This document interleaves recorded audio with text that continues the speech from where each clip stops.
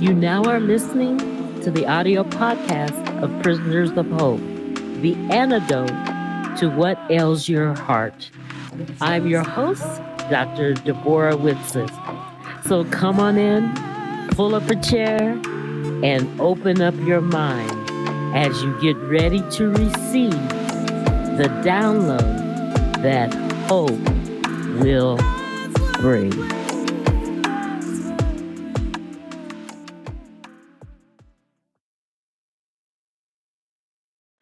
Well, hey, it is Dr. D coming at you. And today we're going to talk about the substance of faith. In part 1, we're going to discover how faith and hope go together. In part 2, we're going to be looking at strategies to increase your faith. I love Hebrews 11:1, which says the substance, this is what faith is the substance of things hoped for and the evidence of things not seen. So it's real interesting. There's two parts to this. There's hope, hope is in there. So we're going to be talking about faith and hope together. And it talks about something that is not seen. So we're going to be looking at the unseen world. And that's kind of hard because it is unseen and that's where faith grows. So stay tuned. Here we go. Faith happens in the unseen realm. You must have faith. We understand that in the physical world, don't we? When we plant something, we don't dig it up every week to see if it's growing right. You don't plant something and dig it up, right? Because you know the root system forms in darkness. It forms in the unseen, right? But we know it's working. At least we hope it's working. It is not apparent at first, but over time, it manifests. Most of athletic training also takes place without an audience. No one is watching. They talk about character be built in the darkness. No one is watching. It's not game time. When the game happens, it's too late to train. You already had to build your endurance in the darkness, right? Athletic people going, yeah, yeah, yeah.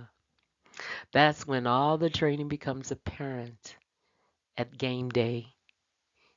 And you are manifesting a heightened level of ability, the ability that you built in the darkness. For example, in training for a marathon, you start by walking. Then you begin running 1Ks. Like, is there a 1K? Yeah, there's 1Ks. And then you run 5Ks and you run 1Ks for a while. 5Ks, I can't remember. It's been so many years ago I did this, but I think I ran a 5K for, like 2 months. I kept on running over and over and over and over. Might have been three. Then you work up gradually to 20 miles. Okay, and you'll run that several times. Okay. Then you finally reach the 26-mile mark, and that's your marathon. Okay? That's your marathon.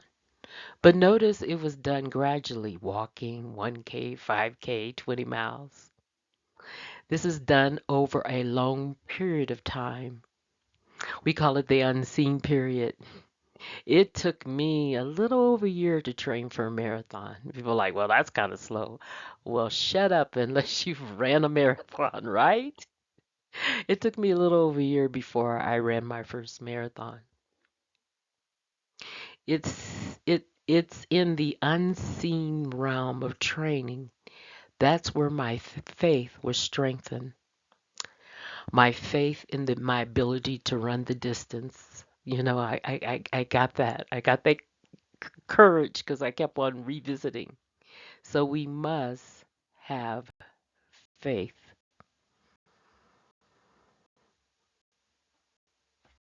So faith is located in the unseen realm. Now, if you have YouTube, this is a great time just to actually see this presentation on YouTube. For those of you who are visual learners, every time I put up a podcast episode. You can also see the visuals on YouTube. So I'm going to describe this visual for you. There's two, looks like hilltops, quite high, could be a mountaintop. One is labeled A and one is labeled C. And A is the faith in God's promise, and C is the manifestation of God's promise. So you have faith as A, and C is actually the appearance of the promise. And in between A and C is a thin little bridge in which someone's standing on that bridge. And that bridge I have labeled, I did this, hope. And B is the bridge between A and C. So between faith and manifestation is hope. And I once read someplace that hope is the bridge in which faith travels. Our faith is the bridge in which hope travels. I've seen it both ways. I really like that, so I'm going to steal it as my own, but yeah, I got it off the internet. You might be thinking, oh, you know what? I'm just not good with the faith. I just don't, that's not a tool that I am gifted with. And I just don't have much faith. And that's not true at all. And I'm going to demonstrate that, okay? Every day you do exercise faith. You sit in chairs without looking back. You just have faith that that chair will hold your weight, don't you? You travel the freeways and byways, trusting that the other drivers are not impaired. You go through green lights, trusting people would stop for the red light, right? So you do have faith. If you are an employee, you have faith that your employer will pay you next payday, right? You have faith that that check is going to deposit in your account. Some of you have automatic withdrawals for your accounts, right? For your bills. So you definitely have faith that that money's going to be there and that those funds are not going to bounce. You have faith. So we do have faith in things every day, but we can exercise that same faith to move us toward our God given purpose. We can use that faith to strengthen us when our hearts are aching and breaking. You can use that same faith to rely on our Maker when you've come to the end of your rope. It's paradoxical. When you become to the end of your strength, you become stronger because God will step in and help you if you ask Him. The importance of understanding that faith works in the unseen is also demonstrated in the story of Mark 25, verse 12 through 14, and jumping also verse 20 through 22. This is the story where Jesus he curses a fig tree, and I'm going to read it. Verse 12, it says, the next day as they were leaving Bethany, Jesus was hungry. Seeing in the distance a fig tree in leaf, he went up to find out if it had any fruit. When he reached it, he found nothing but leaves, because it was not the season for figs. Then he said to the tree, may no one ever eat from you ever again. And his disciples, they heard him say this. Okay, verse 20. It was the next morning. As they went along, they saw the fig tree had withered from the roots. Peter remembered and said, Jesus, Rabbi, look, the fig tree you cursed has withered. So he told them that no one's going to eat of that he was cursing that tree. But Peter was kind of surprised the next morning, right? And God responds back. Jesus responds back. Have faith in God. Jesus told them he was going to curse the tree, but they probably didn't see any immediate difference in the tree. So they probably didn't believe him, right? But the next day, they saw the tree was dead. And Peter was like, wow, look at that. And God basically told him, you need to have faith. Because he knew it wasn't about the tree. He was showing them the lesson of faith. And people said, well, how do you know that? Because it even says in the passage that it was not the season for figs. So it was a lesson he was trying to teach Peter, the disciples, and now us. It's a lesson for me. It's a lesson for you. In Isaiah 43:19, I really love this passage. It says, see, I am doing a new thing. It says, see, I am doing a new thing.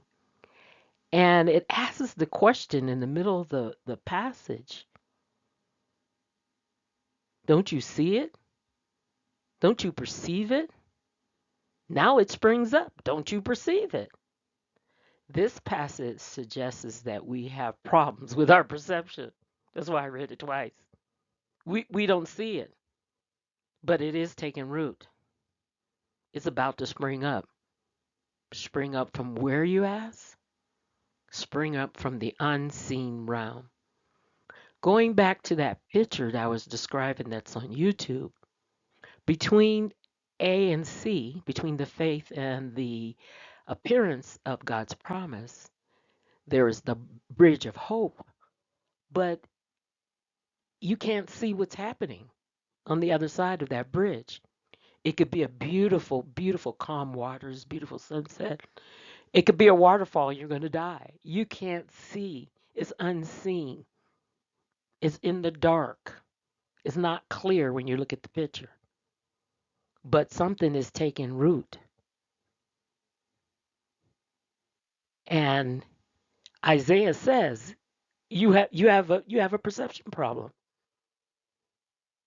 But Isaiah says that there is a promise. And the manifestation is that God is going to make a way in the desert and streams in the wasteland. He's going to do it for you. That's what Isaiah is saying. But you have a perception problem.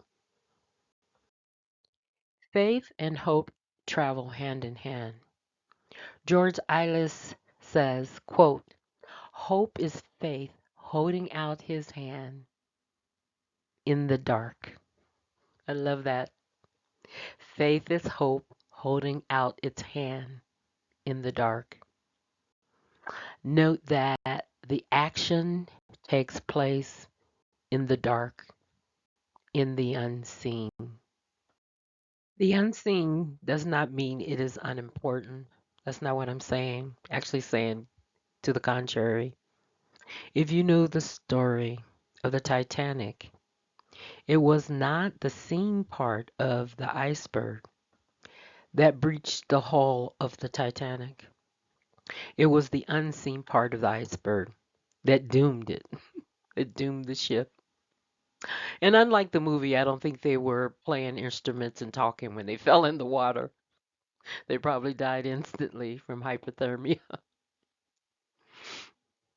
So if you are struggling and you don't see with your eyes any improvement, take heart because it's in the unseen where your struggle gathers strength and manifests its root. That's where the fig tree in Mark died. It died in the root first. That's where my strength grew to run a marathon. And that's where your training for hope for your future begins to manifest. It's in the unseen. Remember that. It's in the unseen. Stay tuned for part 2 of this series wherein we will explore the actions you need to take, I need to take to grow my faith so you can grow your faith and increase your hope for the future. God bless until next time.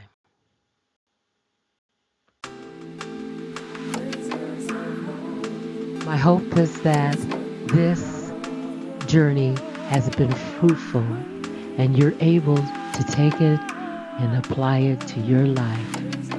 Until next time, tune in again for the Prisoners of Hope podcast. God bless.